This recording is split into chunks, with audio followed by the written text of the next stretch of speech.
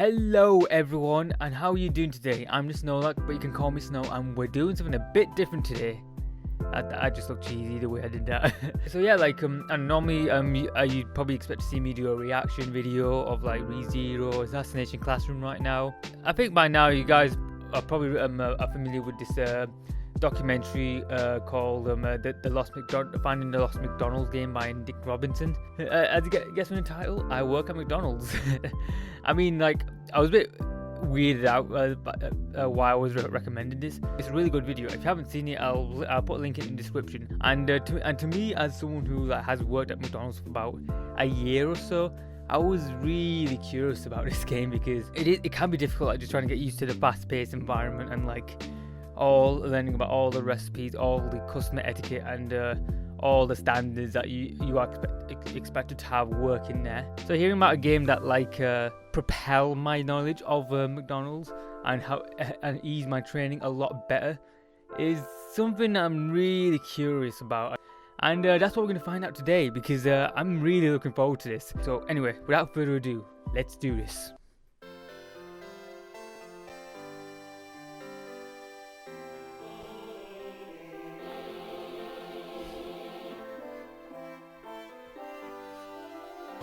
Oh Jesus Christ, man, this music is banging as hell. Anyway, onwards. So from Chris's video, the password is 482500, and according to him, he said it might be like a crew ID number, and I think that could be the case because my ID number is 7 digits long. I mean, that is one more digit ahead, so I don't think I could put my crew ID number here and it would work. I mean, I'd be surprised if it did. I don't know. It probably means it's just shows its time, because I'm guessing at the time when this game was made there was only 6 digits in the crew ID numbers at the time. So it kind of makes you think how much McDonald's has grown since then. Alright, I'm guessing this has to do with fries. Although I don't know why the fries here look disgusting. That looks like it has mold on it or something. Alright, okay, this kind of looks quite a bit like mine, although I'm not sure what this part is. Okay, so okay, that's a weird way of pouring fries, pouring fries in bags then. Doesn't really happen from my restaurant. I mean, it is just a lot of time wasted because in my restaurant we have this thing called a fry hopper. Although we call it a Frankie sometimes, and what it is kind of like a fridge, where we basically put all the fries into this a huge fridge, and there's this huge small shelf at the bottom where where you can put all your fry baskets, and basically you can just push the button and the fry will just drop onto the fry basket. I mean, it's a really efficient way to do it, especially during the busy period. It's just going to take a lot of time when you should be making fries or putting down fries, because that's what you need to do. When it's busy, you have to put down as many fries as you can. This is maybe mid 2000s, early 2000s, so maybe didn't have fry hoppers back then, so you never know. Okay, so I'm guessing they'll have someone to do this then. Okay, so this is kind of real. This is what normally happens. We put the fry basket down and we'll press the button. It's usually 3 minutes or so. Ah, that's good. That is actually good. That's what our machines do. It's called usually our machines that has a word that says duty on them. So what it means is that what we do is we quickly shake the fries so that they're all covered in the oil, and then we wait till to cook for it till it's ready. And then this is this is an interesting way to do it. Yeah, because you want to make sure you get as much of the oil off, because you really don't want to make a mess in the kitchen when the oil goes on the floor. I mean, it's not going to hurt you or anything, but it gets really messy and kind of slippery and a bit dangerous. Now we got to dump the fries. Oh wait, I'm not sure why that fry isn't on now, because normally the fry will be on at this point. Okay, yeah, that's probably a good idea. And now we have to put salt on. Obviously fries don't really come with the flavor, so you have to put salt on. Although I've not seen a salt shaker like that. Normally the salt shakers are I don't know how you describe them, but basically they're kind of these yellowish canisters where you kind of tip over like this, and the salt kind of comes out in a very wide radius. Let's see this technique. This ain't bad technique. This is actually fairly decent. When you're making fries, people have different techniques for making them. Let's put it this way. I don't know, like it's each their own when it comes to it, but you have to like make sure that it's the way that you're comfortable with, so that like you can do it quickly, or making sure that all the boxes are filled, because you don't want to like give like customers a box where like it's literally empty, otherwise they'll start complaining. I mean, it did take me some time like finding it, but like I found like if you just hold the box at the bottom and you just shake it while having like and I like in the video, like keep the shovel in the box so that like all the fries get in through the back, and so that and kind of stand up in a way, because like, if they're standing up like what you see there, that means that like it's getting full. But yeah, we got to fill these up. Although I've never seen a fry batch like that, because normally like the racks are like at the back. We want these two parts free, so like we can like get more fries on and all that. Yay, finished. Alright, let's see how I did. I think I did a pretty good job there.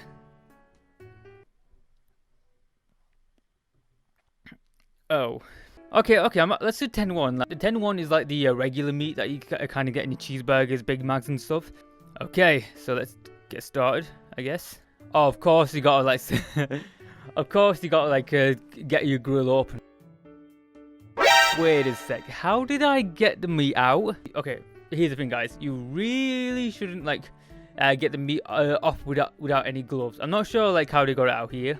No matter where you are, like you have to wear like really thick blue gloves to like come up when handling like raw meat, because contamination is like a right no here. Like, oh my god, like I don't know if he's like using his gloves or not, but I don't see any gloves or anything. Okay, that's a very interesting way to like stack them. Like I was always told like you kind of go like 1 2 3 4 1 2 3 4, but I guess it's different over there. But still, like the layout of like the grill patties is perfectly right. Okay, now you gotta be careful. Like you have to keep an eye on that meat so it doesn't burn, because like if it burns, then like you're fucked. Obviously you need the tray. I don't know why I haven't put the tray down first, but okay. And then there's the well, not my favorite part, but like the really difficult part of it all. Yeah, unfortunately, like it isn't as easy as it looks there, because like you gotta really be careful of like scraping the meat under because like you want to like get it under the meat patty so that it doesn't like scrape some of the meat off. And I have done that. I've done that earlier on where like where the grill, where I haven't like really gone deep enough, and some of the meat kind of like comes off, and it will look a bit disgusting. You also have to be really careful with the grill, because I've known someone who has got burned on the grill, and he said it's really bad. Okay, so like I feel like it could have like explained some other stuff, like I mean they do emphasize cleaning the scrapers, cleaning your utensils and stuff, but you should also, I don't think like they kind of touched on that you have to clean the grill as well. I mean, I don't mean like proper cleaning the grill, but I mean like scraping off the meat stuff, or like any like traces of like the grease that's been left over, and then just like shoveling it down to the sides where like it can all get collected in like these small vats. Like, you want to make sure that the grill is clean so that like it doesn't so it doesn't like look nasty, or like there's just or like some traces get on the meat and people start complaining, because you don't want to like any of that to happen. I'm not sure what this is. Oh, teriyaki. Okay, I'm not sure what the hell teriyaki is. I'm guessing it's like some sort of Japanese specific to Japanese McDonald's. Because I know here like we kind of like switch out like different meat and whatnot. So like it kind different like meals and whatnot. So like it's always different throughout the year. Like right now we're doing a double Big Mac. Again, terrible finger. But so we'll get past the teriyaki. I'm not too sure. Okay, so what we're going to make here, this is probably going to be interesting. Okay, so obviously it's going to be something with a toasted bun. Like, it could be a Big Mac, cheeseburger, what have you. Let's get some... What? Is that a cheeseburger? I'm not too sure. Oh, I think it is a cheeseburger. Okay. I think I know what this is. So like this is basically mustard, ketchup, push it along with some onions, some pickles. And don't forget one slice of cheese. Actually, this is kind of accurate. Like, although like we never use tongs, like, we kind of use like our hands to like do it. We always make sure like wash our hands. Like, but this is kind of how you make a cheeseburger. Like a square, like with those guns, the onion, the pickle, and the cheese. Of course, with a cheeseburger, you can't forget the cheese. Oh my god, I wish I could wrap like buns this easy. Like, it was such a delight to actually like wrap buns this size, a lot simple like this. I mean, that's a job well done, guys. Yeah, you got that first burger out. Now you gotta get the other 100 out as well. Okay, so what is this one then? Okay, let's see what this one is. Oh shit! Is this? That looks like a seeded bun. Oh, is this a quarter pounder? I think this might be a quarter pounder actually. Yeah, oh yeah, this is definitely a quarter pounder. So yeah, it's basically like the same as a cheeseburger, except like a different meat and different onions. And also, I tend to put a lot more pickles as well. And don't forget the cheese. And then you get the 4-1 meat out. I don't really see it go too often myself. I mean, some people have it, but like in my store, like I haven't seen too many people like have a lot of it, so we don't really make too much of it. Again, this is something that like may differ with like each place you go. And then you put the thing down, and then you close the box. Of course, put the cheese on top. Oh, the steamer. I think this might be the fish fillet burger. I'll definitely know this because I eat this quite a bit in McDonald's.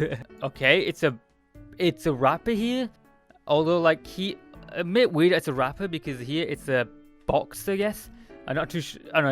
I guess again, product of the times. For a fish fillet burger, guys, you have to add the tartar sauce, which is always blue, and then you have to have not a whole slice of cheese, but a half. Now off to the next one where you have to cook the fish, which is here for some reason.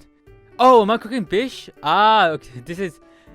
Okay, and we have these exact utensils. Honestly, I'm honestly like so hyped that like that this game kind of has like similar like these similar like trays and us and utensils. Like it's kind of weird because considering like a lot of part of this game can be a bit outdated and like a bit old, but like it's still interesting to see like some of this old stuff being used. Now it's really important that you never ever mix the vats up. Like you don't want to mix the chicken with the veg or the fish, because like, and in my restaurant like we have one vat that's like devoted to like fish fillets or fish fingers only. Then we have another that's devoted to the veg, to more the vegetarian, like the milk dippers or like the mozzarella dippers, whatever, or cheese dippers, what have you.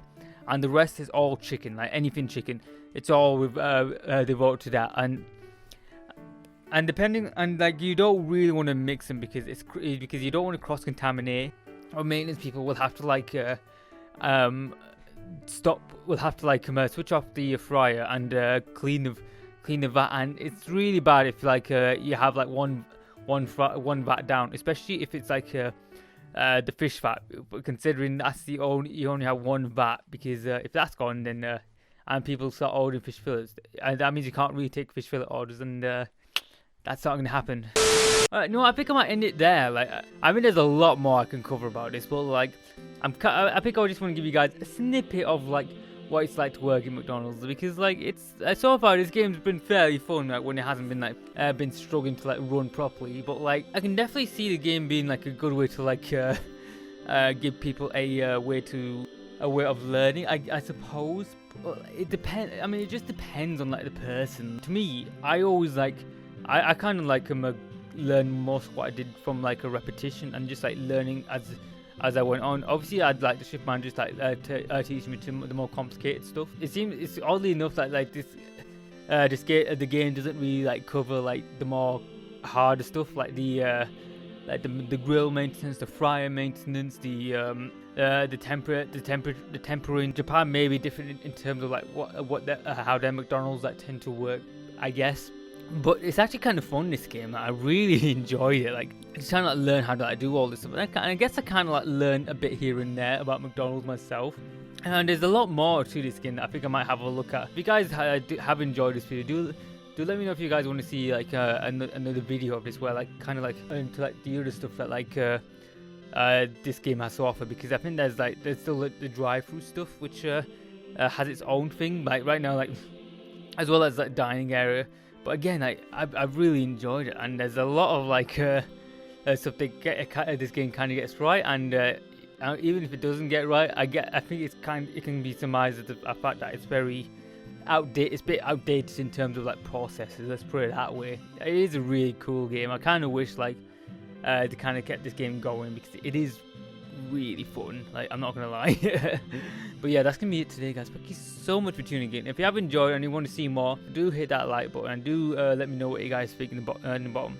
Do subscribe to the channel. It is greatly appreciated, and it is something that's a lot different. So I'm trying something. I want to try something new. So there's that. So yeah, thank you so much for tuning in. I'll see you guys on the next video. So see ya.